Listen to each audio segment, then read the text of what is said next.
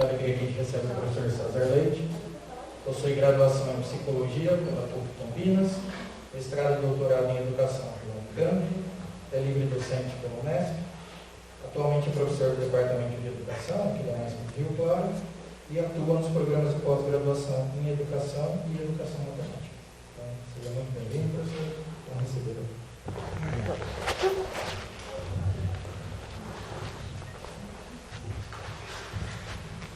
Acho que eu vou sentar ali, tudo bem?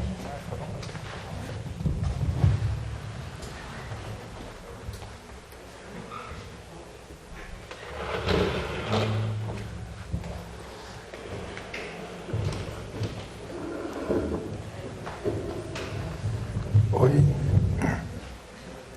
tudo bem?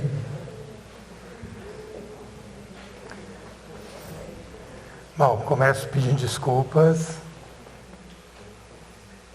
Eu achei que eu estava super no horário, assim, super de boa, vim devagar, assim, ouvindo música. Não vou dizer que vim cantando para não correr o risco de alguém pedir para eu cantar aqui, não vai dar certo. Mas, desculpa aí, eu me confundi com o horário.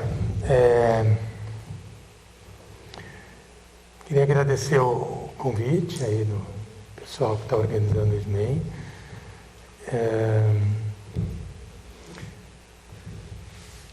Na verdade, bom, acho que a gente está num período que está num momento que todos os períodos estão difíceis, né? Assim, pelo menos para mim, né? Assim, saímos de uma condição que a gente estava com uma vida que não era nada boa ou legal, né? Assim, mas estava muito puxado, muita coisa. Caímos na pandemia, tivemos que fazer um monte de coisas para dar conta de viver, e aí depois voltou, e para mim está super confuso tudo isso que tem acontecido nos últimos tempos. E aí quando a Iria conversou comigo, eu perguntei para ela se podia ser antes ou depois, tipo daqui umas 2 semanas. Ela falou, já está cheio antes e depois, férias e tal. E aí eu falei, legal, vamos lá, porque também vai ajudando a entrar em um determinado movimento, um movimento que me parece importante. Bom, e aí bem por isso que eu coloquei um nome aqui nessa conversa de algumas notas, porque é o que eu achei que conseguiria fazer de uma maneira mais honesta aqui com o nosso trabalho. Levantar algumas notas, algumas questões para a gente poder pensar junto, em torno, sobretudo, de 2 temas com os quais eu venho trabalhando. Quem me conhece sabe que já há algum bom tempo, que é a questão do trabalho de imagem, do trabalho com imagem, do trabalho de produção de imagens com crianças, né? E como esse trabalho com as imagens, com a produção de imagens, com as crianças, tem provocado e gerado uma necessidade de pensar sobre pesquisas, sobre os modos que a gente está fazendo ou tem pensado a pesquisa. Acho que de uns 3 anos para cá, eu tenho recebido... Tá melhor assim? Então eu vou, como também, tudo bem eu tirar? Nossa, agora que não, assim...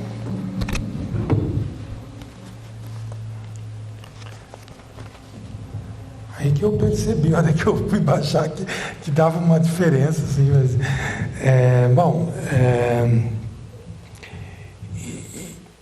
O pessoal do GT de currículo da Amped tem me chamado para bancas, tem me chamado para compor algumas coletâneas, alguns dossiês, algumas coisas assim.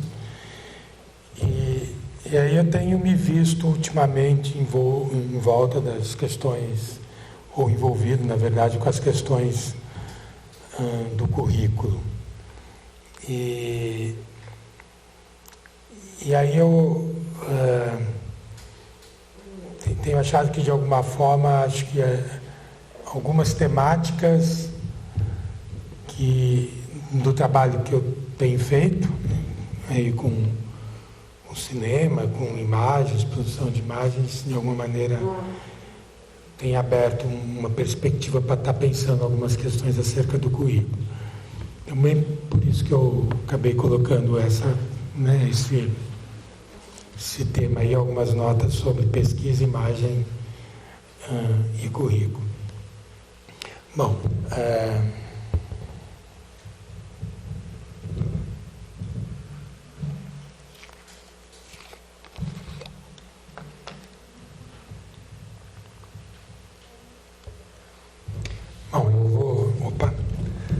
eu vou acompanhar aqui na leitura, que acho que me ajuda a conseguir pelo menos dar conta do recado que eu me propus aqui. Eu tenho pensado, eu tenho discutido algumas questões em torno da pesquisa, dessa produção de imagens, a questão da infância, esses trabalhos que eu venho desenvolvendo. Eu não sei muito se a partir ou como, ou se é algo que vem junto, se brota disso, não sei, mas de alguma maneira a ideia de experiência, ou pensar a questão da experiência, tem sido algo que tem percorrido, ou que tem acompanhado aí os meus trabalhos. E entre vários dos autores que eu tenho estudado, eu tenho tentado entender um pouco, de um modo geral, daria talvez para dizer tranquilamente que o problema da experiência, ou a questão em torno de uma discussão da experiência, só pode ser pensado enquanto um problema ou uma questão, de fato, para a gente se preocupar na modernidade. Ou seja, grosso modo, a experiência é um problema moderno, não é um problema, ou do modo que a gente tem discutido, um problema moderno.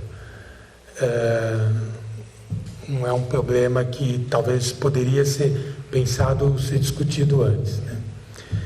Bom, o fato é que, de diferentes formas, alguns autores, ou a discussão em torno da experiência tem sido importante para alguns autores. Eu vou destacar aqui alguns nomes, não vou, claro, discuti-los aqui, vou só dizer que talvez seja um tema central para esses autores, e um tema importante no sentido do que é que a gente fala quando a gente fala de experiência. Vou destacar aqui o Walter Benjamin, que me parece que é um autor central na discussão da experiência, e até da perspectiva de como que a questão da experiência vai se tornando uma questão da narração ou da narrativa, talvez uma das origens fortes da pesquisa narrativa, ou da ideia de narrativa em pesquisa, surge a partir das discussões do Walter Benjamin. Então, acho que o Benjamin é um autor central nessa questão. O Agamben é um outro autor, George Agamben, que traz a discussão da experiência, sobretudo quando discute a interface entre a experiência e o experimento, ou como que a experiência tem um caráter diferente, porque ganha a força de experimento com na modernidade, com a questão da ciência na modernidade. O Lyotard, que é um autor que me interessa, o modo pelo qual ele pensa a questão da diferença, sobretudo porque traz uma discussão da diferença no campo das perspectivas aí pós-modernas, e outros, né? O Foucault e a experiência limite, Blanchot, Matel, Deleuze, que vai tratar ou pensar a questão da experiência enquanto experimentação, e talvez de alguma forma a gente toque um pouco nisso aqui hoje. Bom, e outros tantos aí que vão trazer essa discussão da experiência. Lógico, Dewey, né? Enfim, alguns outros autores. Bom, então não é propósito meu tratar, né, assim, esgotar isso aqui, não é tema, mas é de alguma forma tentar aproximar algumas questões ou algumas temáticas da discussão em torno da experiência à ideia do currículo ou algumas ideias da experiência em torno das ideias da política ou da política da educação, da política na educação ou da política em torno da composição ou da organização do currículo, enfim. Né? Eu vou começar com duas situações, né? Uma delas é resgatar um artigo já antigo que eu escrevi, que eu publiquei em 2010, que se chama Tempo, Experiência e Linguagem, Territórios de um Devir, Infância. Foi publicado na revista Childhood and Philosophy, lá da UERJ, e eu começo esse artigo com uma epígrafe, que é ela que me interessa aqui agora. E nesse artigo, a epígrafe diz o seguinte: a infância começa quando o tempo traz a experiência. E essa é uma fala de Victor Hugo. E tem uma segunda epígrafe, esse artigo, que é uma frase de Picasso, que diz: aos 12 anos eu pintava como um adulto e levei a vida toda para aprender a pintar como uma criança. Então, nesse primeiro momento, me interessa a fala de Victor Hugo. A infância começa quando o tempo traz a experiência, e a do Picasso, que aos 12 anos eu pintava como um adulto e levei a vida toda para aprender a pintar como uma criança.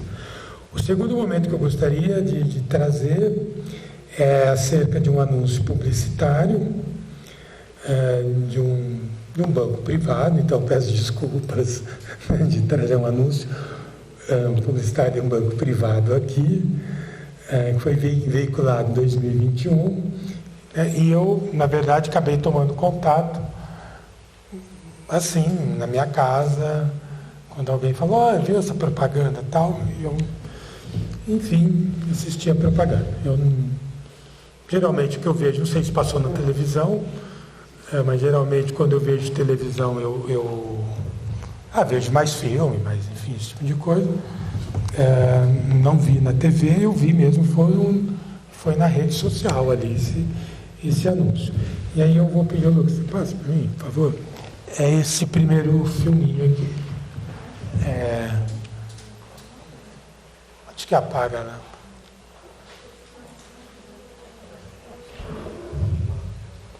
É lá.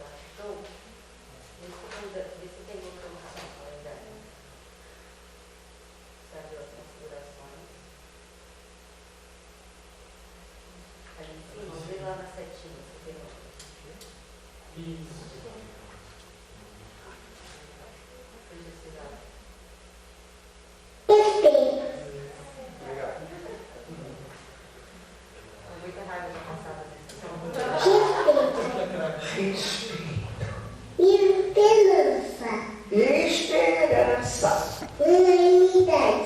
Humanidade. Amor entre as pessoas. Ah, isso muda o mundo. Que disse, não, minha filha? Que? A vida.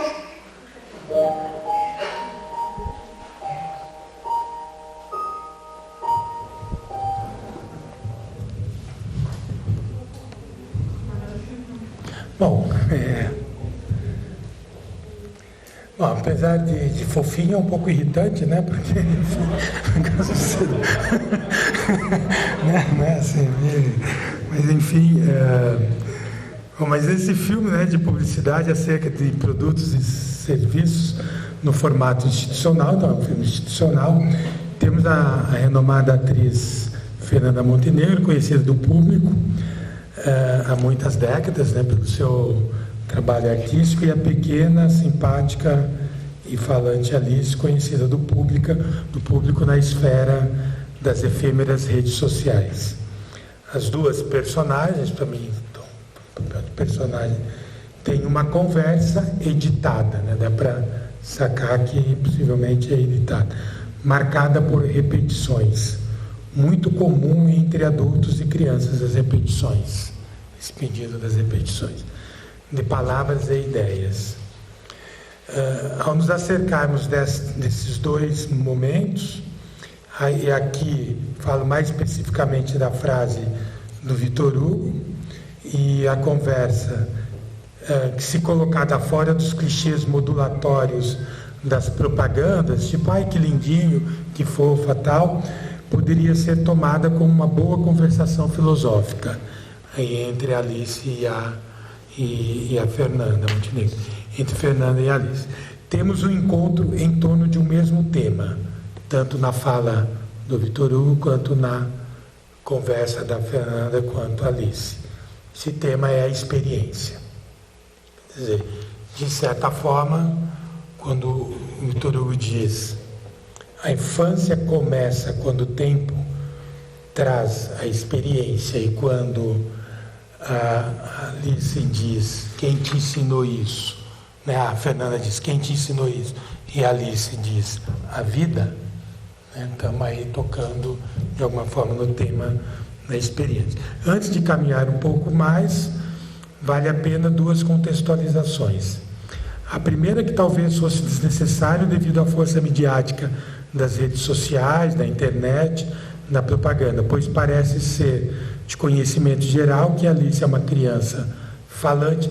Eu acho que só eu não sabia disso quando pintou a propaganda, porque daí me contaram, mas quem que é essa galera? Me contaram, me mostraram 3 milhões de coisas, enfim, aí eu...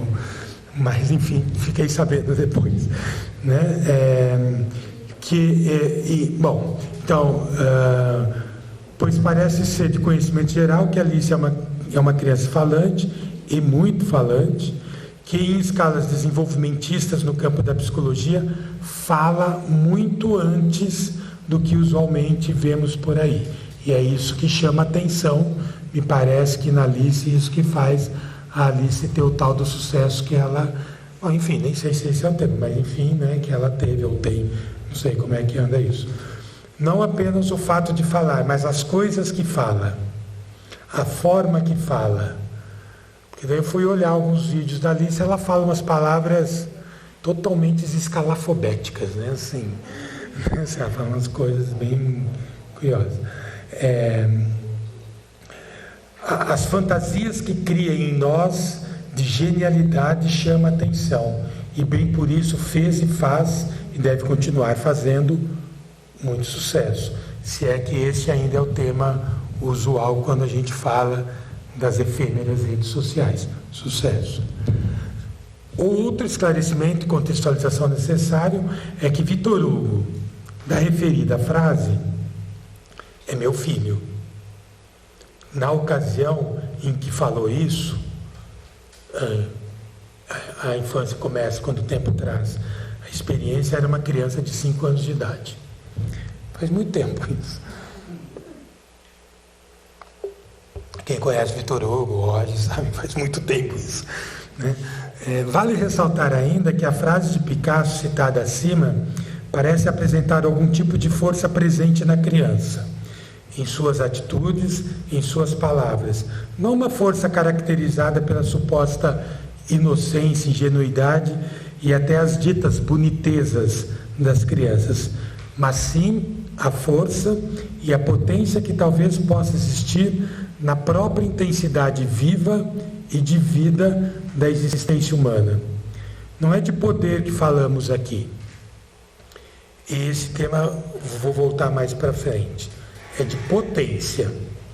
Dito isso, diferente do que nos apresenta a maioria das teorias de desenvolvimento no campo da psicologia, teorias de didática e do currículo no campo da pedagogia, campos que vemos operar o poder e não a potência, esses 3 momentos, 2 reais, Vitor Hugo e Picasso, e um ficcional, Fernanda Montenegro e Alice, as crianças, longe de serem seres de faltas, das carências e ausências, que precisam ser preenchidas por nossos discursos e ações, pedagógicas inclusive, geralmente previstas e moduladas nos currículos, nas didáticas e nas práticas educativas dentro e fora da escola, parecem ser como um bloco imanente, povoados de uma energia que circula nela própria, sem finalidade, sem propósito.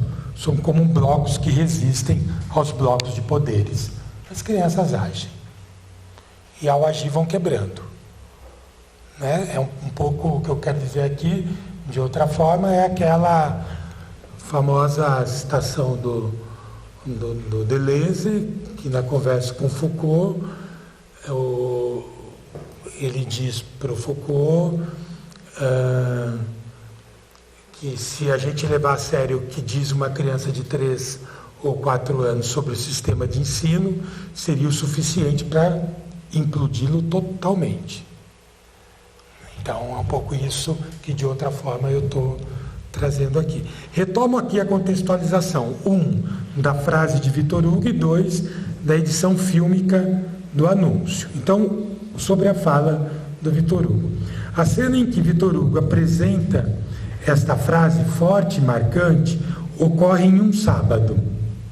Eu havia prometido que faria algumas atividades com ele. Não me lembro exatamente o que, qual era o combinado, mas havia um combinado. Eu tinha combinado de brincar de alguma coisa com ele.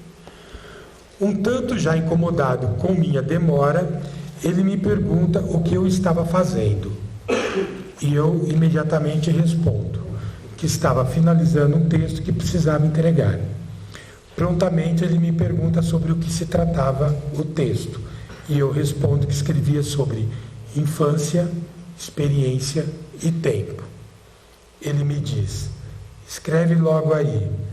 A infância começa quando o tempo traz a experiência. E fomos brincar. Esta frase faz lembrar uma breve citação de Walter Benjamin. Ou a frase do Benjamin. De um texto do Benjamin que se chama Rosquinhas, Pena, Pausa, Queixa, Futilidade. O Benjamin diz o seguinte: palavras como essa, sem ligação ou conexão entre si, são o ponto de partida de um jogo que durante a época do Baedeker tinha grande prestígio. A tarefa de cada jogador era colocá-la num texto conciso, de tal modo que a sua ordem não fosse alterada. Quanto mais curto o texto, quanto menos elementos medianos contivesse, tanto mais notável seria a solução. Esse jogo fomenta os mais belos achados, sobretudo junto às crianças. Ou seja, para elas, palavras ainda são como cavernas, entre as quais conhecem curiosas linhas de comunicação. Eis um exemplo de que uma criança forja ligando as palavras citadas acima. O tempo se lança através da natureza, feito uma rosquinha. A pena colore a paisagem e se forma numa pausa que é preenchida pela chuva. Não se ouve nenhuma queixa, pois não há nenhuma futilidade. Enfim, acabou a citação do Benjamin.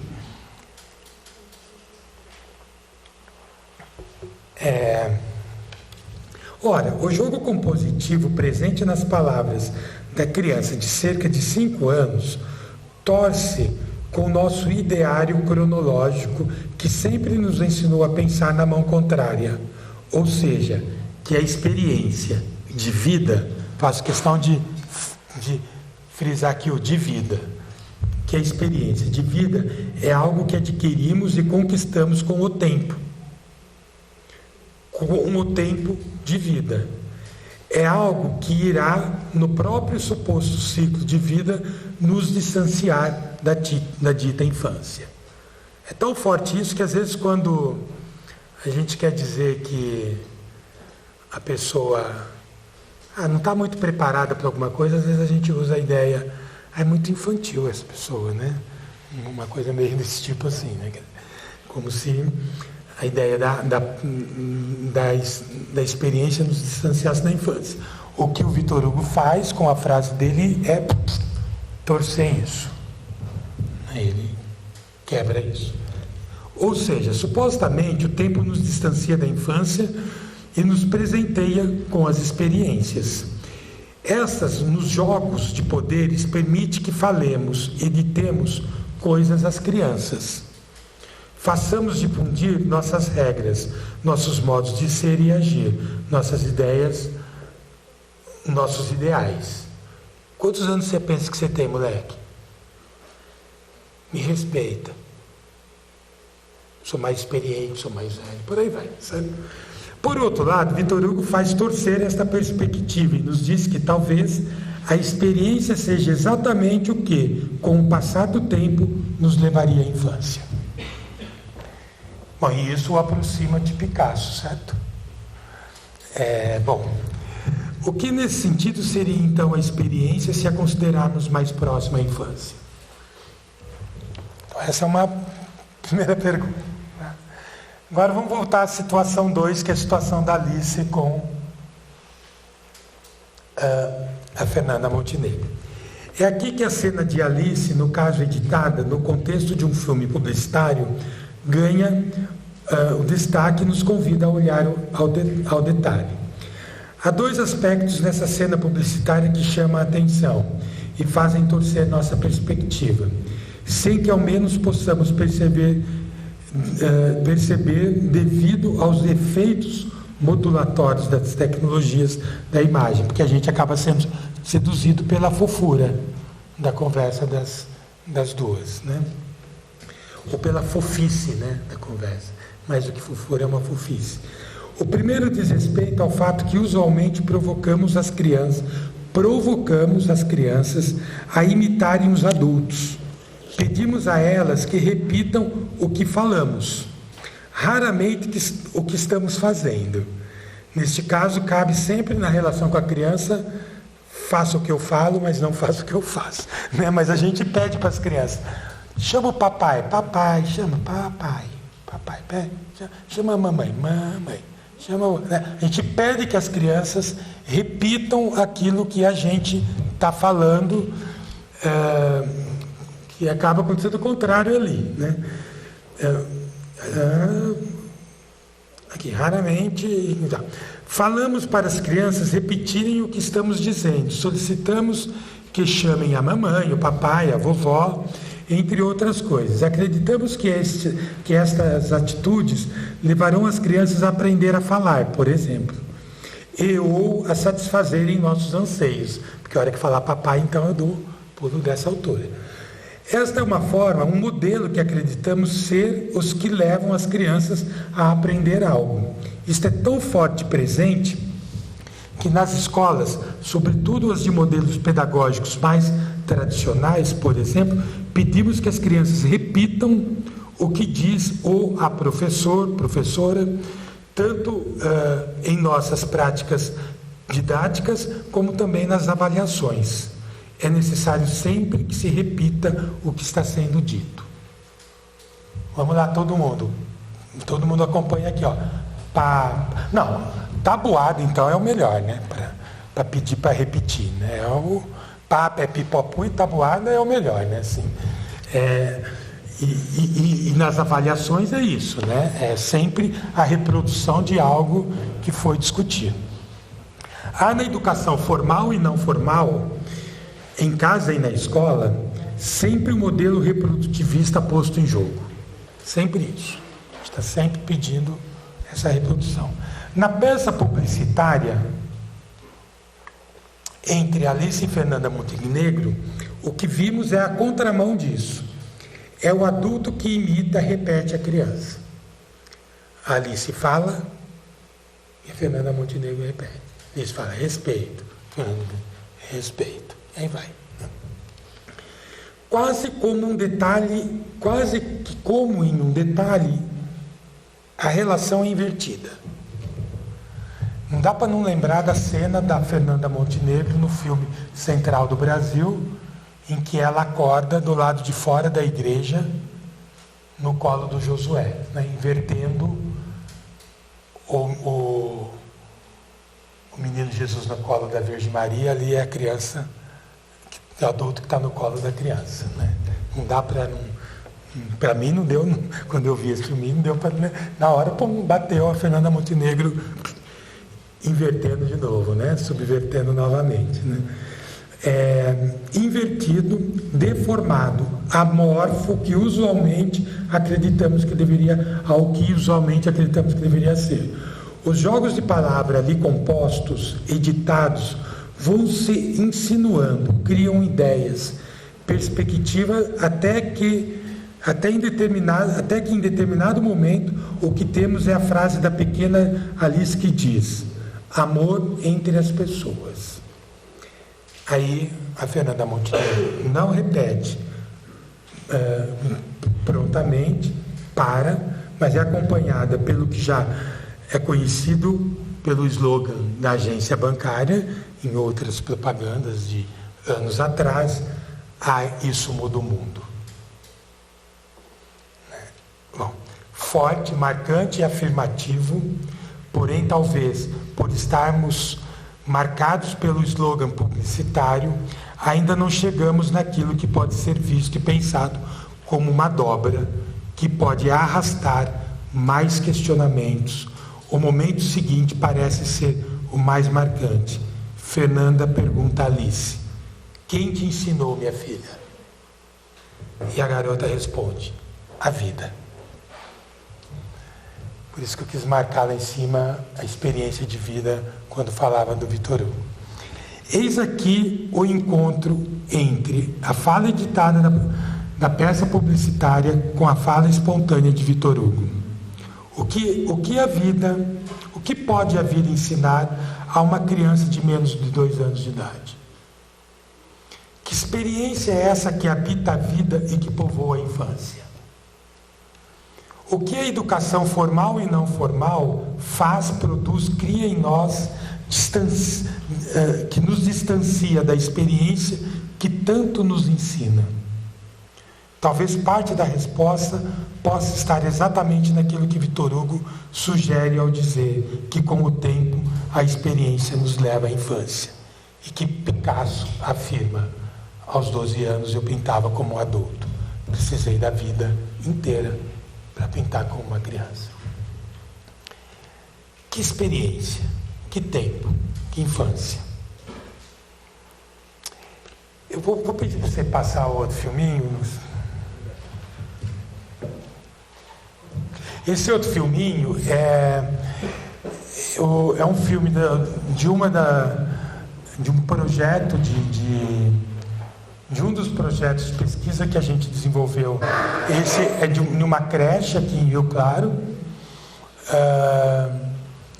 E o Vinícius, que fez o mestrado no grupo, ele usou é o geógrafo Vinícius, né?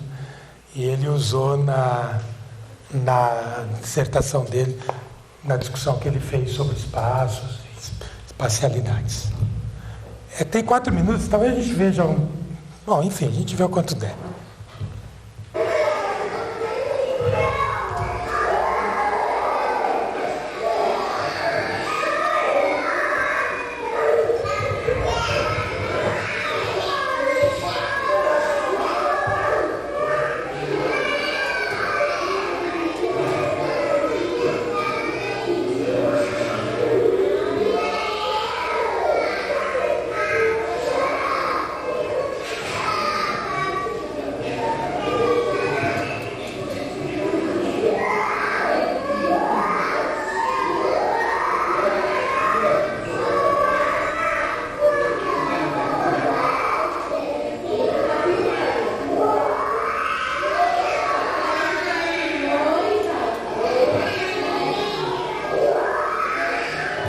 Bom, eu vou aproveitar. Abaixa um pouquinho o som. Obrigado. Vou aproveitar enquanto vai rolando o filme para dar uma contextualizada para quem não conhece esses trabalhos que a gente realiza. Então é um trabalho que começa lá atrás, né, com as pesquisas que a gente fazia com cinema, mais diretamente com filmes mesmo no campo da educação, e com o tempo passou a ser pesquisas que a gente desenvolveu, tem desenvolvido ainda, com produção de imagens por crianças nos últimos 10 anos, sobretudo na educação infantil. Então nós entregamos as câmeras fotográficas, filmadoras, tablets, às crianças que produzem imagem livremente, sem nenhum tipo de orientação, a não ser aqui liga, aqui desliga. Essa é uma cena muito bacana, porque não dá para dizer que a criança tenha esquecido totalmente a câmera no chão, porque a câmera vai mudando de posição, a criança parece que fica em torno da câmera, mas ela põe a câmera no chão e a câmera fica ali. E isso foi por 4 minutos. Como muitas vezes, a maioria das vezes, a criança pegava a câmera e saía correndo e pronto, né? O Vinícius chamou esse filme que a criança fez de rodapé, né? Rodapé igual aquelas instalações que a gente vai no museu, tem uma cadeira, uma luz de cima, cadeira, sim. Então, chama rodapé, né? Sim. Eu gosto muito porque eu acho que ele mostra o quanto que estas pesquisas com as crianças vão produzindo em nós a necessidade de pensar outros espaços, outras espacialidades, outros tempos que rolam na educação, na escola, na educação infantil. É que eu pensei, vou levar uma que as crianças saem correndo. Falei, mas vai ter gente lá que já está cansado de ver eu mostrar essas imagens. E as daqui, talvez poucas pessoas tenham visto, talvez o Roger, mais um ou outro, aqui tenha já assistido esse filme do Rodapé. Eu acho muito forte esse filme, sobretudo porque fica com as vozes das crianças lá no fundo e enfim, eu acho um filme bem interessante, do mesmo modo que tem alguns que as crianças fazem, que também acho muito forte.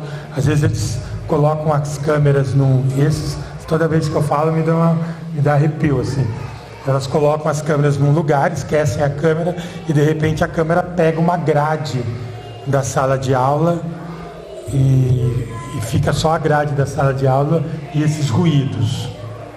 Então, e a escola vira uma verdadeira instituição total, né? Um presídio mesmo, né? Assim, tem umas imagens pesadas e fortes, né?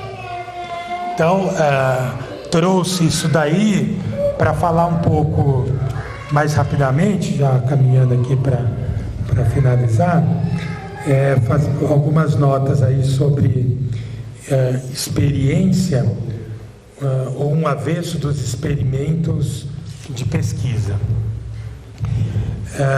Então, vou apresentar aqui algumas notas acerca de algumas ideias e ou possibilidades em torno da experiência que possa me auxiliar a fazer movimentar perspectivas, questionar e perguntar sobre o currículo, a pesquisa, enfim, e essas coisas todas que a gente está aqui.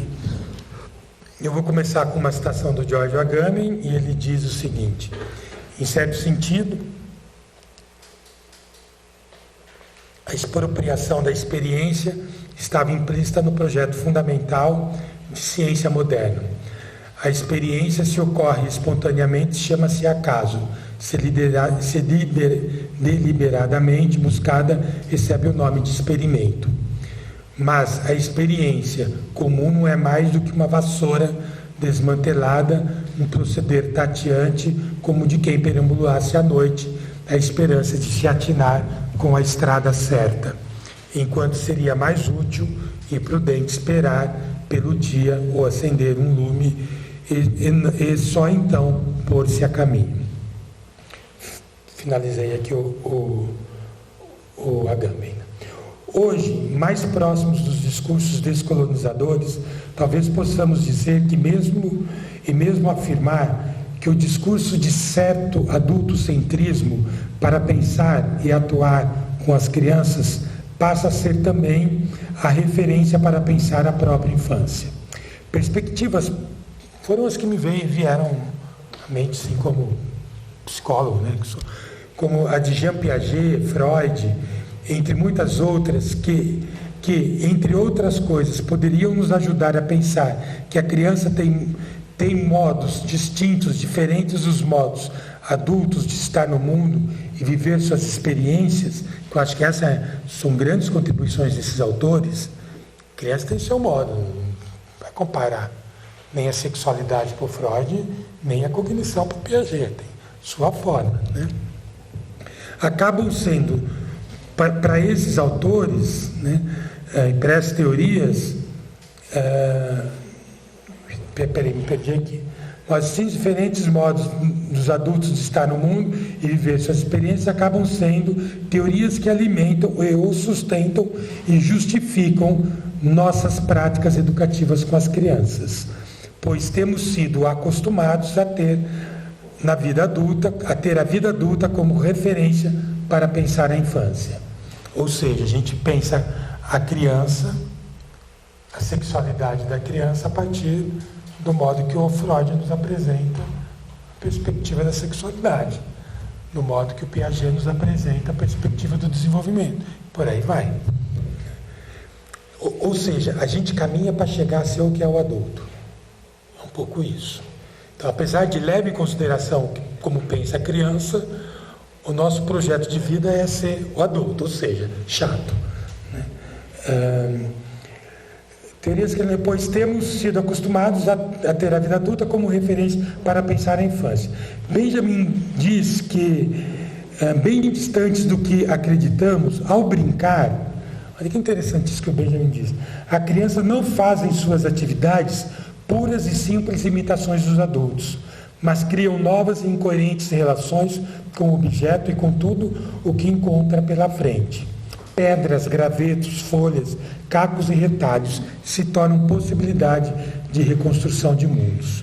As brincadeiras das crianças guardam em si não experiências vazias e homogêneas, mas virtualidades e heterogeneidades.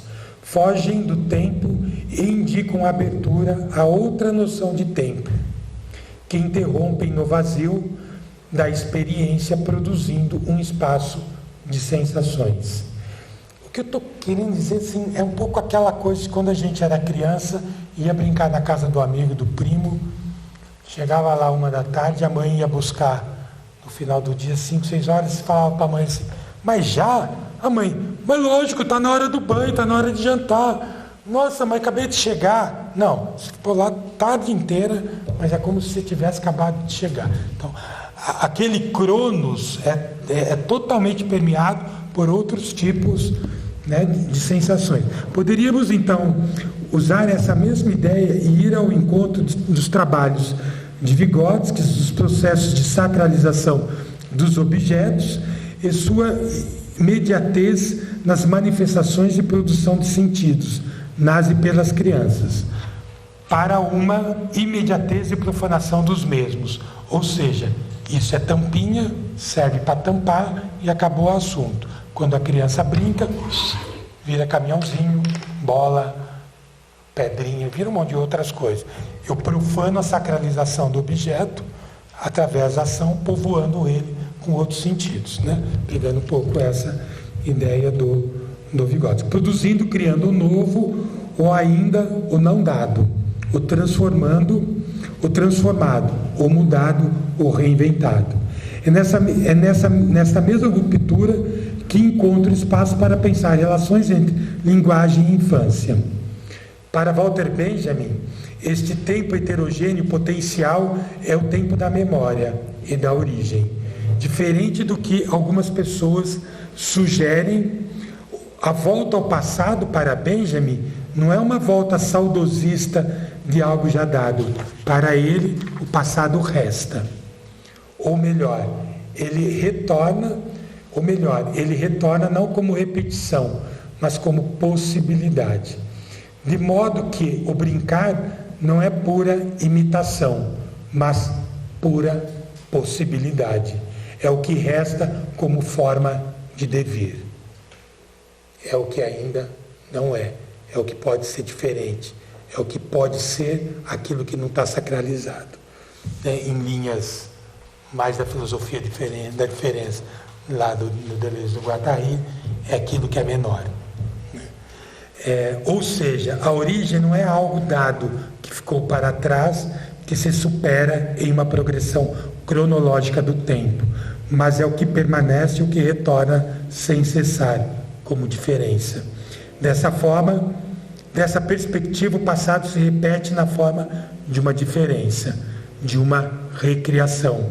Cada instante do tempo torna todo o passado novamente possível, leva o passado a um estado de potência. Eu peguei um pouco essa ideia, né, até para conversar um pouco com Nietzsche, essa coisa do eterno retorno, essa coisa daquilo que pode ser potência.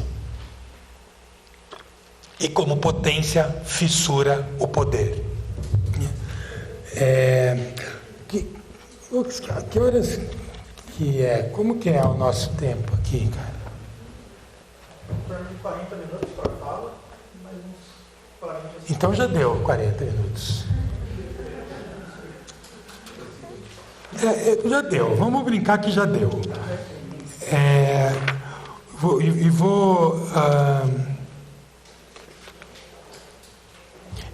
Vou dizer, bom, enfim, eu vou falar o que rapidinho aqui, em 2, 3 minutos, o que eu tinha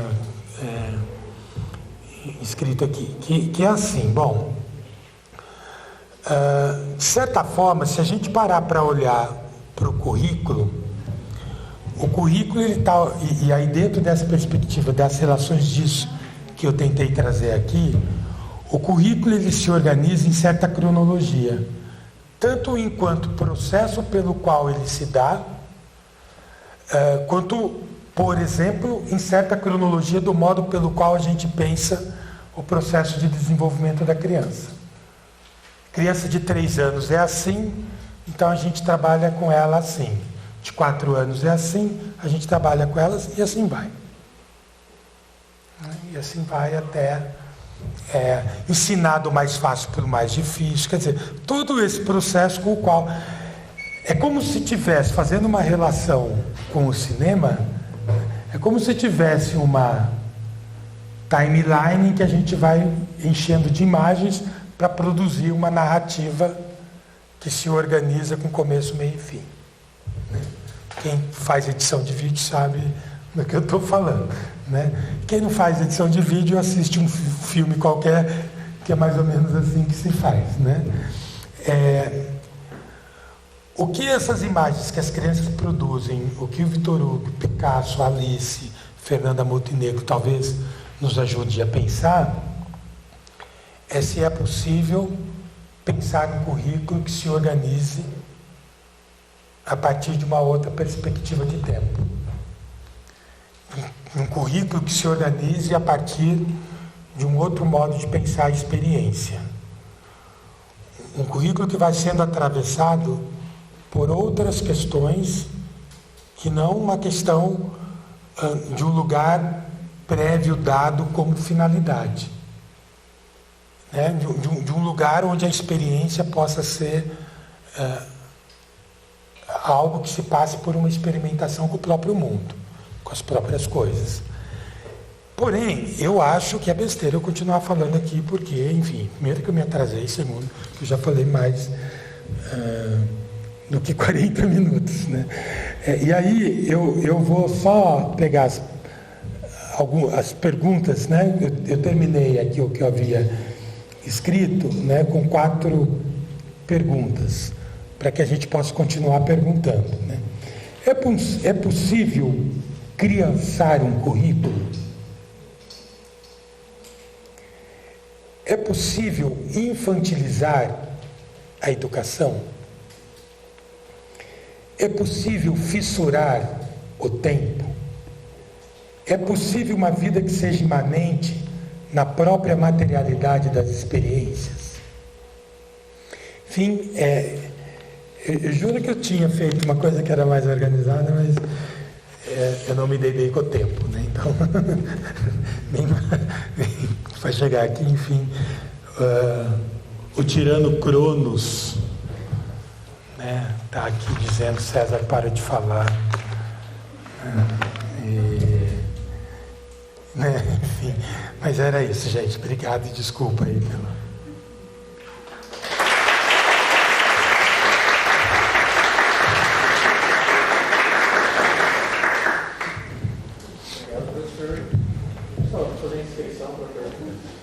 Dona Lutz.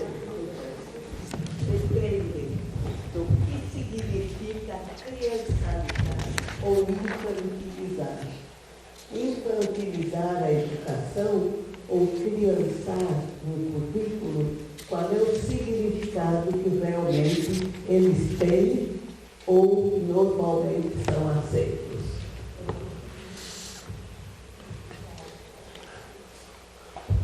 A gente pode combinar mais ou uma disciplina ou mais uns 3 SMEI para tentar responder, porque são perguntas bem difíceis mesmo, né? Mas assim,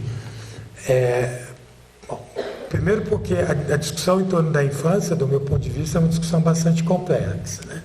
Quer dizer, certamente vai ter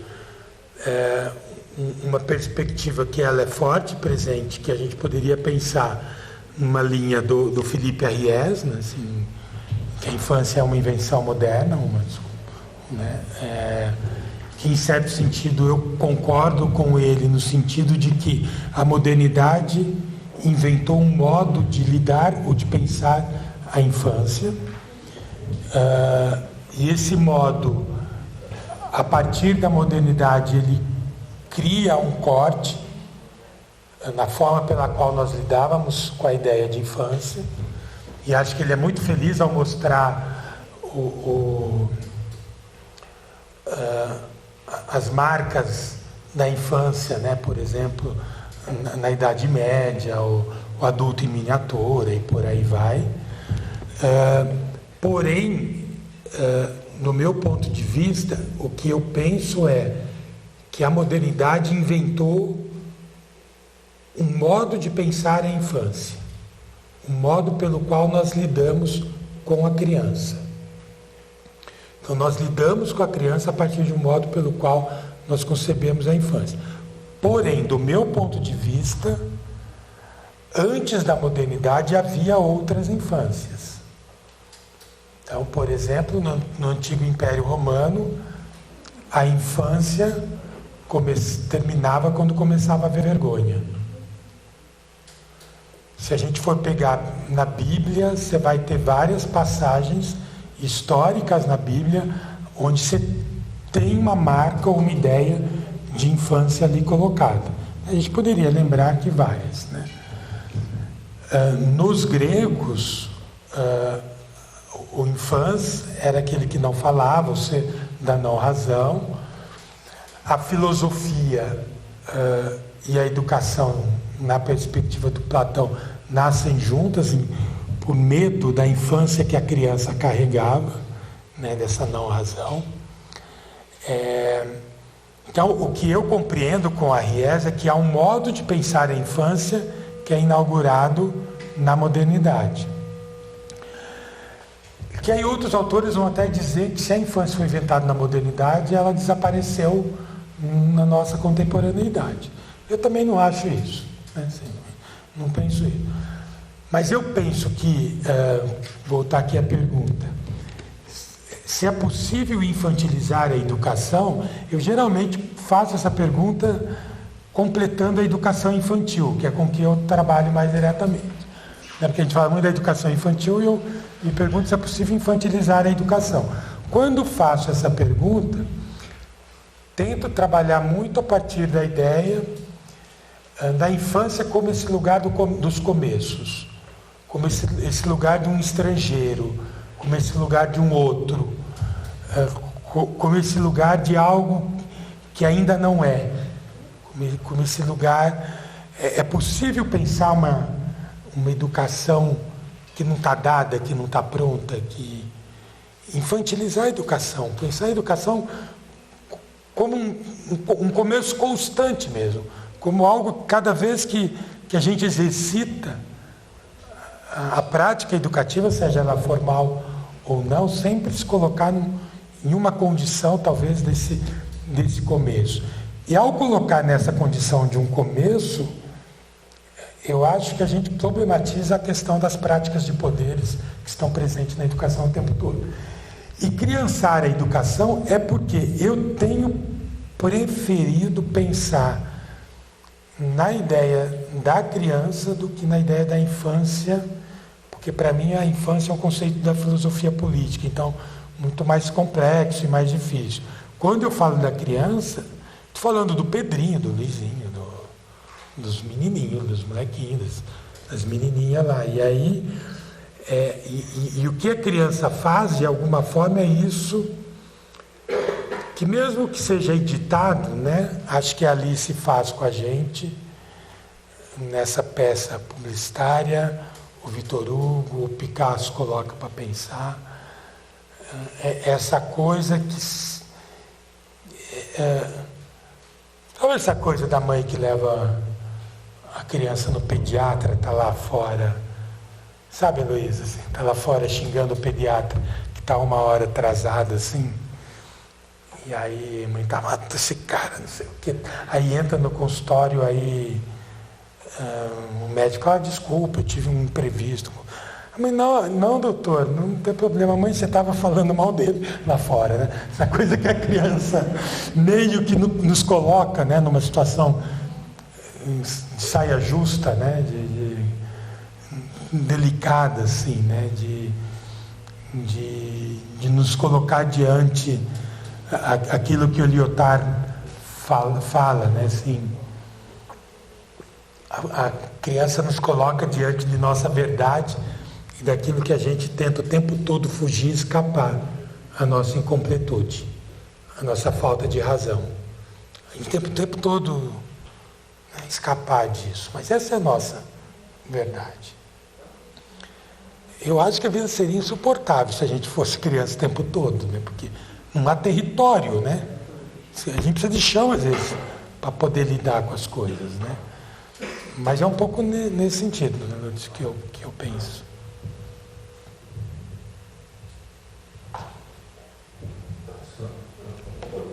Professor, muito obrigado aí pela fala. Eu ouvi o título aí no convite. Eu nem sabia que você ia falar de experiência aí, que quando você começou de contar disso. Porque, pensando também nesse meu projeto, estou tentando sair da ideia da experiência, porque não tinha muito bem claro o horizonte para falar de experiência, porque estou procurando encontrar a relação entre a experiência lúdica de um jogo e as experiências de aprendizagem imediata.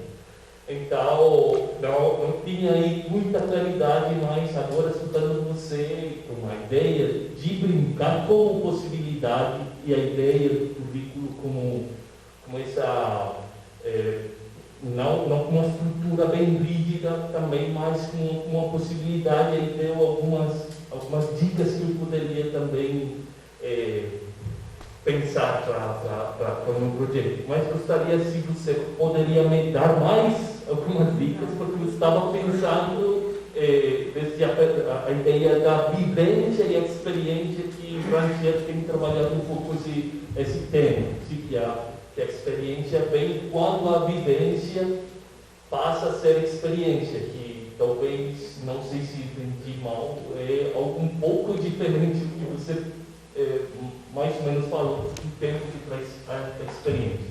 Então isso pode aí dar um pouco de norte também para como posso profundizar a ideia da experiência lúdica. Se você acha que o lúdico pode ser ou não uma experiência, passa a ser mais uma atividade do que uma experiência. E, bom, como você poderia ampliar aí desde a perspectiva sua?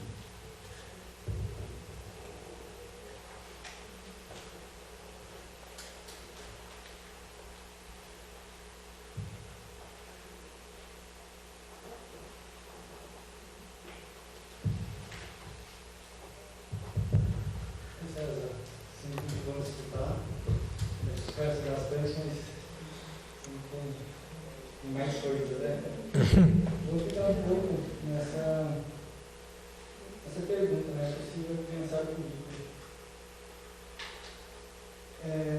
A currículo tem uma ideia sempre de algo a ser ensinado, de um percurso já não previsto, né?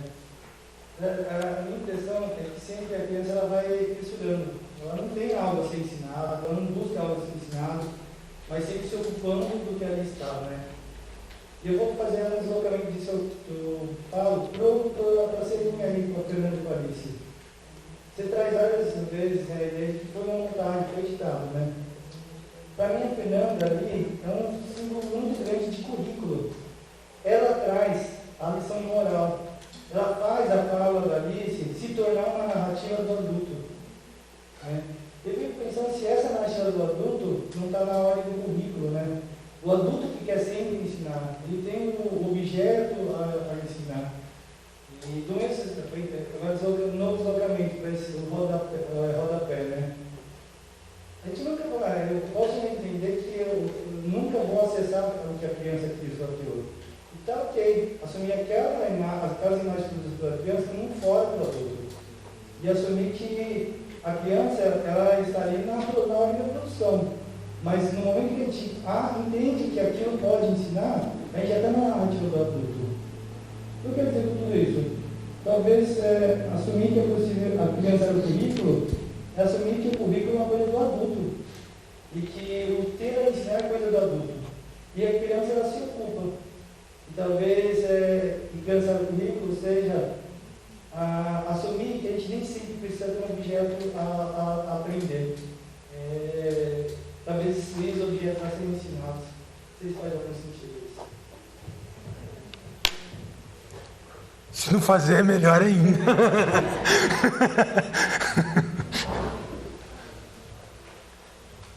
Tem mais alguém que quer falar?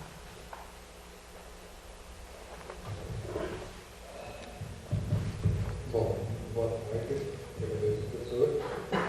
Tive a oportunidade de fazer disciplina de professor no mestrado, então, assim, diria que eu fiquei menos desconfortável no sentido da minha formação com relação a tudo que o professor vem falando. Eu acho que aqui à primeira vista parece um universo bastante abstrato, no sentido tanto dos autores quanto das ideias, não sei se seria a palavra certa, conflitantes com a nossa realidade, com a nossa vivência. Eu queria aproveitar a fala para complementar um pouco a fala do professor Roger. Tem algumas falas do professor César caminharam nessa direção que o Roger acabou de citar. Uma delas, o professor César citou que nos vídeos que chamam bastante atenção dele, quando a criança deixa a câmera na grade e escuta os barulhos do ambiente, e fica filmando a grade, e realmente é uma ideia de prisão. Ou como a gente tem em alguns lugares aqui da cidade que tem questões complexo educacional. Né? Isso é uma percepção sua, visão minha. Sua vivência, sua interpretação, produzir esse significado. Quando o professor trouxe uma das citações, se eu não me engano foi a Benjamin, que fala que a criança, naquela ideia da construção das frases com as palavras, cria incoerentes relações. Para mim, isso é uma interpretação do Walter Benjamin, porque incoerência é para ele, porque você não se preocupa com os outros. E isso, desde sempre, desde a disciplina, me traz um desconforto que é bom e frustrante, é bom e me leva para outros caminhos, e frustrante porque eu não consigo tentar encontrar uma resposta objetiva, mas me leva a pensar até que ponto a gente não está fazendo aquela ideia do professor da psicologia, teste de Rorschach, que você tem as imagens e você pergunta para a pessoa qual é o padrão. Tem as imagens, qual é o padrão. Na verdade, a pessoa está produzindo um padrão daquilo que ela está vendo, de um certo modo aleatório.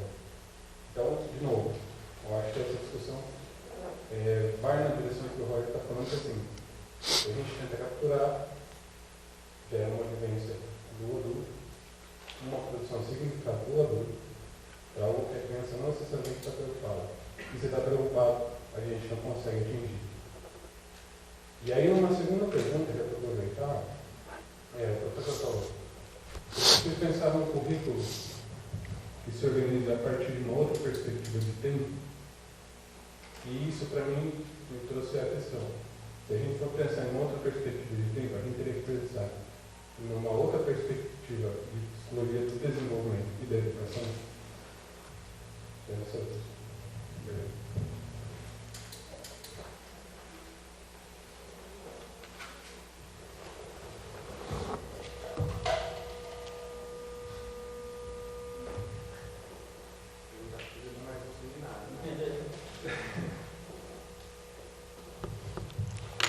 Bom, muito legal, né?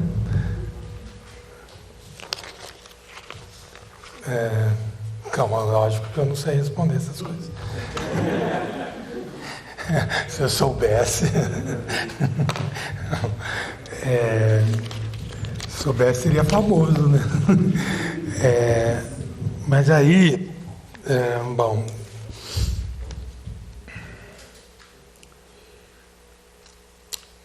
eu vou começar, vou tentar chegar. A brincadeira é essa. Eu brinco comigo mesmo, assim. Se eu não tivesse, assim, tantas outras coisas que eu acho bem mais prazerosas do que a gente ficar só trabalhando, que eu acho prazeroso também. Eu curto, eu gosto. Por exemplo, quando eu dou aula de Piaget, os alunos acham que eu sou piagetiano. Porque eu vou fazer aquilo, eu vou fazer com...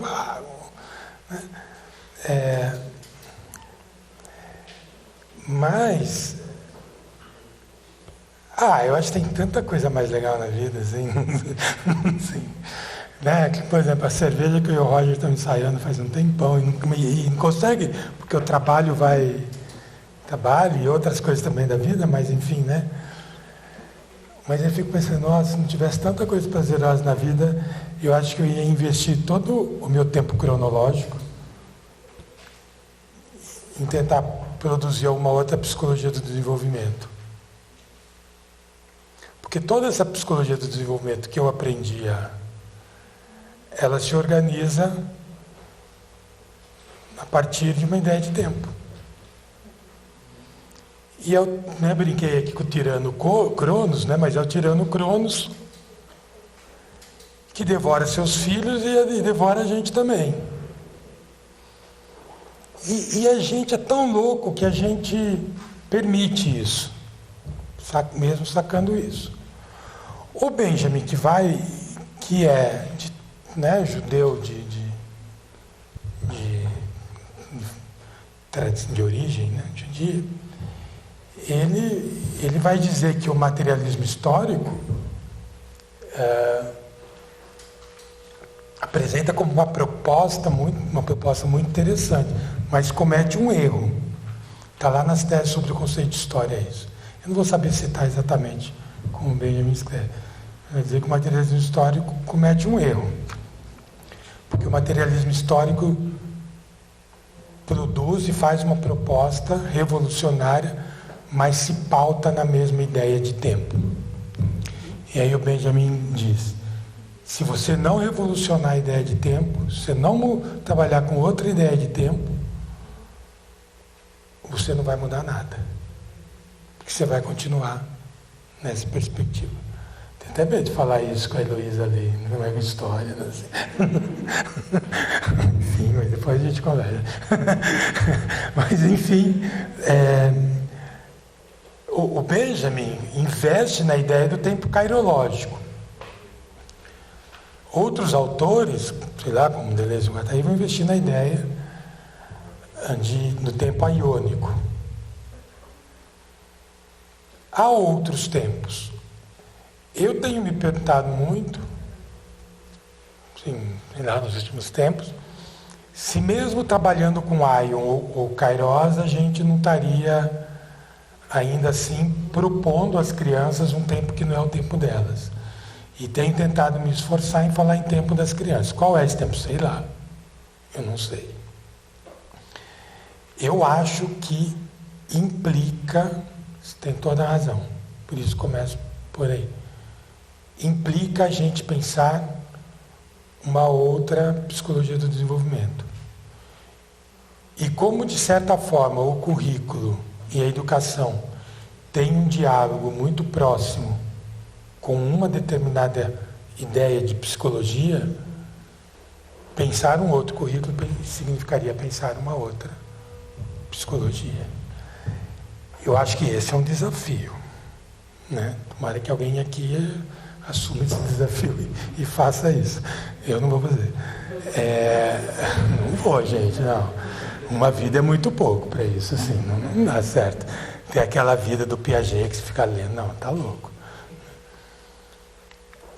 Mas eu acho que implica, sim. E acho que você tem razão. E acho que a briga é uma briga contra isso. Assim, como é que a gente pode resistir a isso? Quando a gente cai na discussão, por exemplo, bem colocada, né? Acho que a hora que você traz do teste de Rocha, outra hora eu te conto a minha experiência com isso na faculdade. Não vou contar aqui que eu vou ficar meia hora falando disso, mas foi bem divertido. A gente cai num campo interpretativo. A psicanálise, ela vai compreender que o inconsciente tem seu significante e aí ele tem seu... Então, quando você fala alguma coisa sobre o que você vê na prancha, aquilo diz algo sobre você. Há uma interpretação de um inconsciente, porque a psicanálise trabalha numa perspectiva que é idealista, né, há um mundo interno, que quando você vê ou desenha ou fala alguma coisa, é uma expressão do mundo interno, a tua fala, teu desenho e tal. Ou seja, tudo aquilo pode ser lido como uma representação, a fala, por exemplo, e aí então é uma interpretação sobre aquilo. Eu entendo, concordo com você, mas eu concordo meio discordando, não enquanto uma discordância assim,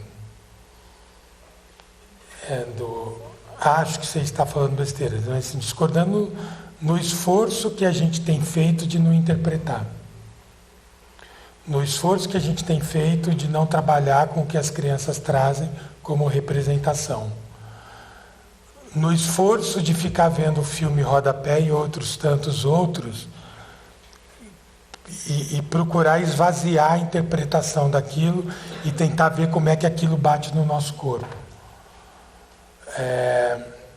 Um dia ainda vou ter a coragem, não tenho essa coragem ainda, de vir aqui, tem quanto minutos? 40, trazer 40 minutos de filme das crianças e não falar nada. E deixar o pau quebrar depois.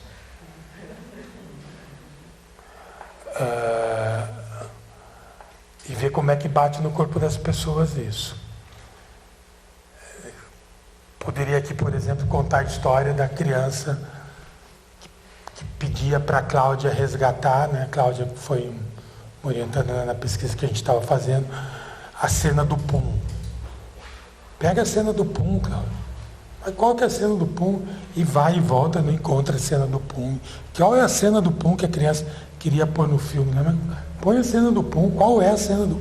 E não encontrava, quase a tarde inteira para encontrar a tal da cena do pum. Até uma hora, eu até falei para a criança, porque o pum é invisível, por isso que não encontra. Porque não encontrava a cena do pum.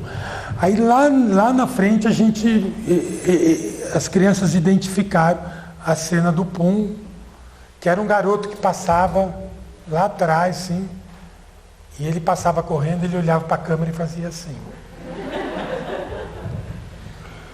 Né? Como, assim, sabe quando alguém solta o pum e você faz assim? Como se alguém estivesse soltado um pum.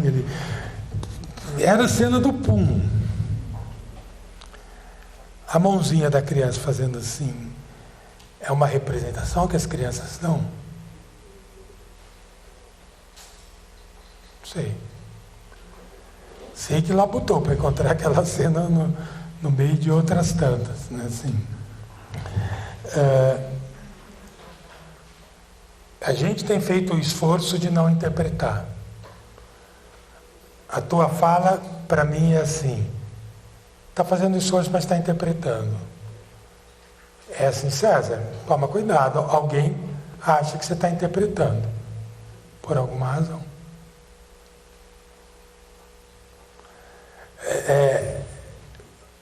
Para mim é experiência de pensamento. Entendeu? Então, assim, eu concordo, entendo o que você está dizendo, tipo assim, César, fica atento, mas para mim é o esforço de outra coisa. Não sei se você está entendendo o que eu estou dizendo. E aí entra na coisa do currículo. Currículo é diminutivo de curros. Curros é carro. Carro é aquilo que você faz num trajeto, percurso. A grande questão, e talvez o grande problema do currículo, é que a gente define, a gente trata o currículo como uma viagem de avião. O piloto, ele entrega o mapa de voo para os caras lá né, que fazem o tráfego aéreo antes da viagem. E quem está no voo tem que rezar para que o plano de voo dê certo. Porque significa que a gente vai chegar lá em tempo, na hora, e vai correr tudo bem. Se não der certo, não correu tudo bem. Aí tem o cara que diz, navegar é preciso. Navegar é preciso porque você faz um plano. Como tem o plano de voo, o mapa de voo, você faz um mapa de navegação. Preciso.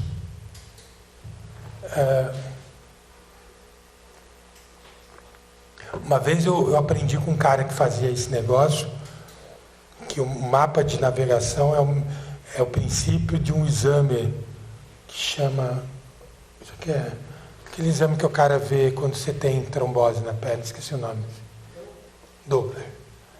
O princípio do Doppler o Doppler é usado, é o mesmo princípio coisa da navegação, que quando você está lá no barco, vai pintando aquelas coisas que ele vai te avisando o que tem ali na frente. O mapa é feito previamente, completando o poeta. Navegar é preciso, viver não é preciso. Navegar implica um ato de precisão, e que assim seja, amém, Jesus, aleluia. Porque a gente chegue vivo ao final. Viver não é preciso. A pergunta que talvez a gente tenha que fazer é se a gente quer ter uma experiência educativa povoada de precisões. Do meu ponto de vista, adianto aos meus colegas professores aqui presentes, é ilusório. Vou só lembrar do Freud, mas eu poderia lembrar de vários outros. Freud vai dizer que há 3 atividades impossíveis. Análise, que o analista fala Ele nunca sabe como é que vai bater em você, o que você vai fazer com aquilo que ele falou. A política e a educação. Educar para o Freud é você escalar os Alpes suíços com roupa do verão italiano. Impossível. O que não significa que não tem que ser praticada. Não significa que não tenha força, que não tenha efeitos. Mas você não tem controle, por isso eu estou dizendo. Se você quer tratar a educação como algo preciso, força. Mas do meu ponto de vista é ilusório. Você nunca sabe onde vai dar esse treino. Você não sabe onde vai dar. E quem tem filho sabe muito bem do que eu estou falando. Porque com aluno a gente tem a ilusão quando a gente faz avaliação, né? Dá uma prova, foi bem, foi mal. Mais ou menos também, né? Porque também quando os alunos vão tudo mal, a gente fala que é aluno que não aprendeu, que não é o ensinamento que não foi certo. Ora, um trem meio estranho esse negócio, né? 80% foi mais, os alunos não estudaram. Os alunos do primeiro ano da pedagogia são fracos. Mas peraí. Né? Bom, e aí, currículo, eu acho que a pergunta para mim é essa. Qual é a experiência educativa que a gente quer viver? Né? E aí, volta na questão da psicologia, que eu acho que a educação poderia ser menos psicologizada, né? Mas aí eu vou brincar com essa ideia, Roger, de que talvez a questão do ensinar e do aprender ainda está pautada numa perspectiva que ela é cognitiva, né? E vou brincar numa ideia mais Manuel de Barriana, né?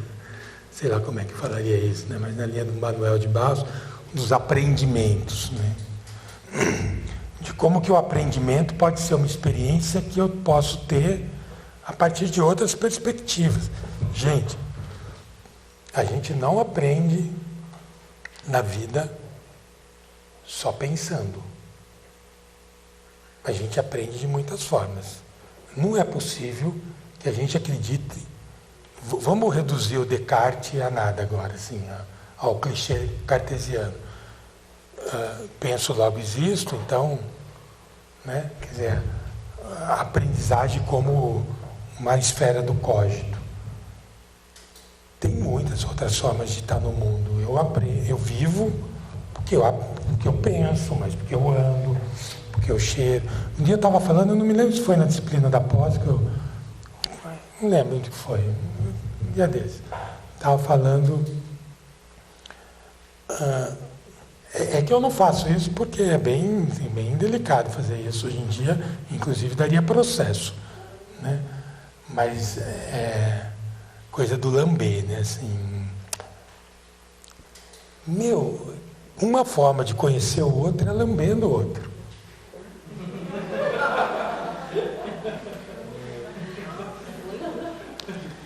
Eu não faço isso, mas já fiz muito isso. Cara, imagina, né? Estou ali sentado conversando com o Roger, aí o Roger começa a falar um negócio, estou lá tomando uma cerveja com ele, não estou entendendo muito bem o que o Roger está falando, deixa eu lamber o Roger para ver se eu posso compreender melhor o Roger. Assim. Mas é uma forma, aprendi muito sobre os meus filhos, lambendo os meus filhos. Há muitas formas. Quantas vezes a gente passa alguém do nosso lado e o cheiro da pessoa nos remete a uma outra pessoa, a uma experiência que vivemos? Há muitas formas olfativas, táteis, sensoriais, que não cognitivas de aprender. Eu acho que a educação tinha que investir nisso.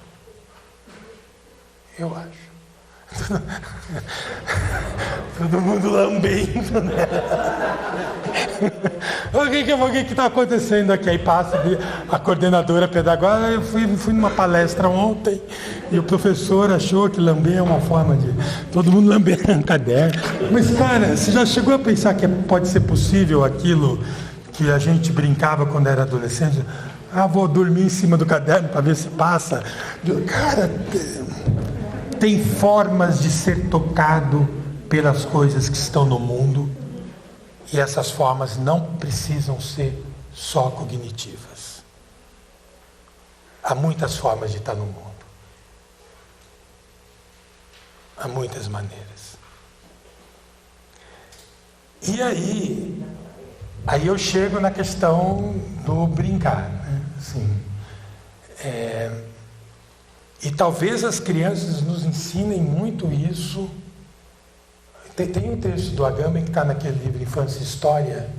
Depois eu te passo o texto, que é País dos Brinquedos, eu acho que chama o texto, em que ele vai trazer toda uma discussão em torno da questão do tempo e da experiência com a questão do brincar a partir do Pinóquio e do País dos Brinquedos.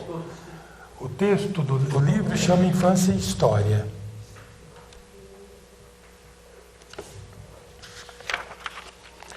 Infância e História, Destruição da Experiência e Origem da História. O livro chama, do Giorgio Agamben. E aí tem um capítulo, Giorgio Agamben. E o capítulo chama O País dos Brinquedos, se eu não me engano.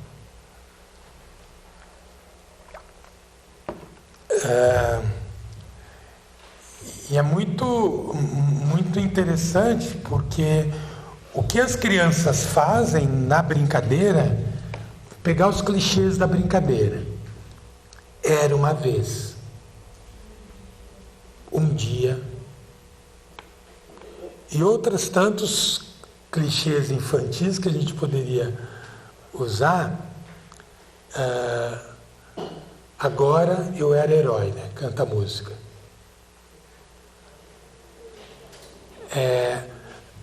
Tantos outros clichês infantis da criança que nos ensina que na brincadeira há um deslocamento de um tempo. Você sai desse tempo. Você vai numa outra esfera de tempo. Você vai numa outra relação de temporalidade, no mundo da fantasia, no brinquedo. Era uma vez, cara, era uma vez é um tempo que não existe. Um dia é qualquer dia, cara. É qualquer tempo. É que agora não estou me lembrando de outro. E aí, nesses espaços, assiste o Pinóquio do Benigni, o primeiro, é que ele lançou ele revisitou o filme e lançou um outro mais recente. Eu não me lembro de quando é o primeiro Pinóquio do Benigni, do Roberto Benigni. E o Pinóquio, ele passa o tempo todo dizendo assim: você não sabe o que eu vivi. É tudo tão intenso, é tudo de uma intensidade tão forte enquanto experiência. E aí, no Pinóquio, a hora que você estava falando, eu escrevi aqui, a ideia de experiência, ela pode ser pensada assim como ex, como prefixo, ex, externo, pério, percurso. Então, você pode pensar a experiência como esse se lançar para fora, como esse viver uma aventura com o mundo externo, com fora. Experiência é atravessar um percurso. Se eu pensar que currículo é curros, diminutivo de curros, de carro, é aquilo com o qual eu atravesso o percurso, que era o que eu tinha tentado escrever aqui, que não deu tempo de ler. A experiência, o currículo é viver uma experiência educativa. A pergunta, volto. Qual é a experiência educativa que eu quero ter? Essa é a pergunta, me parece. Controlada, mensurada, calculada, prevista, você sabe onde vai chegar, ou outra. Aquela que te tira do percurso, aquela que te... É difícil. É porque tudo isso também implica numa outra política. Uma vez me convidaram para ir no festival de bebês que tinha em Bolonha, para falar dessa coisa do cinema que eu faço com os bebês, né? Porque é bebê, criança, de creche é bebê. E aí eu participei de 2 reuniões com as professoras da prefeitura de Bolonha, para falar um pouco desse trabalho, e aí eu consegui visitar 2 escolas que trabalhavam lá em Bolonha, que trabalhavam com essa coisa da tal do Malaguti, da Reggio Emília, enfim, né? Quer dizer, Bolonha não é propriamente a região de Emília, mas tinha lá toda uma proximidade com o trabalho lá. Bom, vi um monte de coisa super legal lá. Mas também tinha um monte de coisa que na prefeitura aqui de Rio Claro era mais legal que lá. Tinha coisas que eram comuns.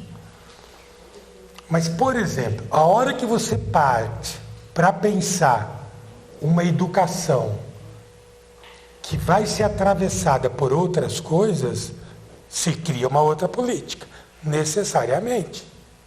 Uma sala de aula, que não é sala de aula, mas uma sala de educação infantil com 12 crianças tinha 3 professoras.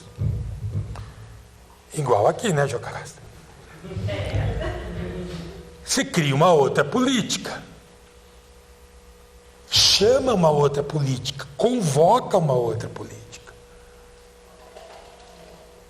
Porque senão fica papo para inglês ver, certo? Vai falar um monte de coisa bonitinha. Então implica uma outra política, implica uma outra coisa. Então tem que mudar essa coisa. É lógico que quando você tem 4 professoras sentadas em círculo com as crianças, comendo, as crianças comendo ali a papinha, com 4 professoras, com 4 crianças sentadas no chão, nas cadeirinhas, em círculo ali. Aqui são os cadeirão, todos lá no fundo, vai socando a comida. Cara, são 20 e quantas crianças, Jocasta, para uma professora e uma auxiliar? No maternal são 20, e depois para frente da infantil 1 já é 25. 20 crianças para uma professora em uma auxiliar, né? Auxiliar que fala? Veja, é outra política. Então é lógico que isso implica pensar uma outra política. Mas aí tem uma outra questão, né? E aí acho que, para mim, ela talvez seja mais importante, porque eu não consegui chegar na questão do poder e da potência aqui, mas é uma questão que ela é assim. Tem uma coisa que eu digo sempre isso, que eu vi lá e vejo aqui. E aí, não era talvez para ver lá, se lá é uma outra política, uma outra relação política com a criança, que é o quê? Eu vi lá e vi aqui, professor pegando no braço da criança, com alguma apreensão, ou seja, com alguma força, cerrando os dentes e dizendo, aí não, menino, puxando o menino. Cara, se chegar aqui e fizer isso no luto, ele vai, por que você está fazendo isso? Eu não posso fazer isso em alguém aqui. Pegar no teu braço e falar, vem aqui. O que eu posso fazer com a criança?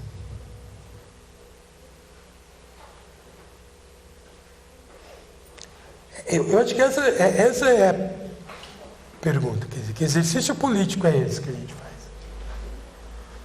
Que exercício político é esse que a gente faz quando eu dito um currículo?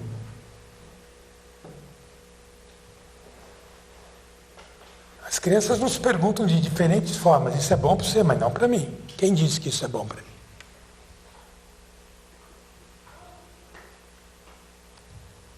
O subcomandante insurgente Marcos do Exército Zapatista de Libertação Nacional, Chiapas, México, nos ensina o seguinte: toda revolução fracassa porque ela promete um mundo melhor, ela promete uma terra e não entrega.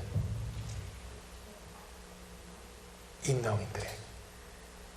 O Exército Zapatista faz o exercício de estar atento àquilo que acontece para sacar aquilo que é a necessidade dos grupos campesinos que eles trabalham, né, ou conviviam. Essa experiência é uma experiência educativa de escuta. Por isso que me chama a atenção, né, a hora que você fala, estamos fazendo um baita exercício, né, hoje, assim, de atenção, de estar atento ao que acontece nas experimentações que a gente faz. Se alguém diz, olha, acho que não está acontecendo, é para a gente continuar atento. Que bom. Mas acho que é um pouco isso, né? Assim, não é fácil.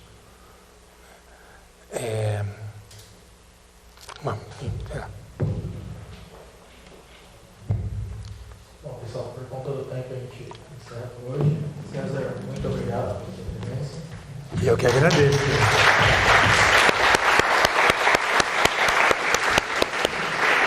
Obrigado. Pessoal, a gente tem uma jornada às 4h15. E antes o pessoal achou um pouquinho aí no show. Prazer. Prazer. Eu sou o Edwin Tamago, sou aluno